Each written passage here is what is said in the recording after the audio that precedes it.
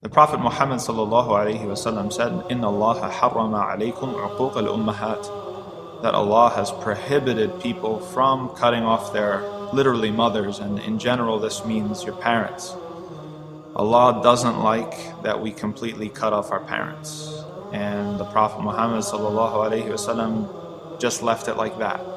He didn't say as long as they treat you right, or as long as they're not toxic, or as long as they're this, or as long as they're that. He said it and he left it there. And that's something that's kind of hard for us to hear these days, because we receive a lot of messages that tell us that we should cut out people from our lives if we think that they're toxic. And there's a reason why that's gotten to be really popular and people feel very empowered by that, because nobody should put up with abuse. Right? So if somebody's physically abusive to you, even if they're a parent, yeah, that's not okay. That relationship needs to be altered or even severed.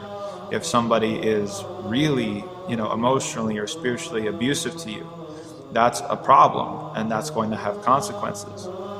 But on the other side of things, I think we've suffered from this sort of concept creep where people are really quick to call every sort of unpleasant experience and unpleasant exchange and unpleasant relationship as, well, it's toxic. Well, they're a narcissist.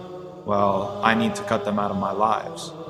And this is what I think this hadith can teach us, is that it doesn't happen like that. There's going to be relationships that they're not the most comfortable, happy relationships. But that doesn't mean that you just get to cut them out of your life. When it comes to your parents, you have a duty to them.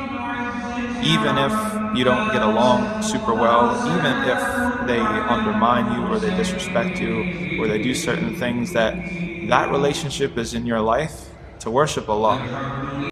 And you got to strike a balance between protecting yourself and maintaining that relationship.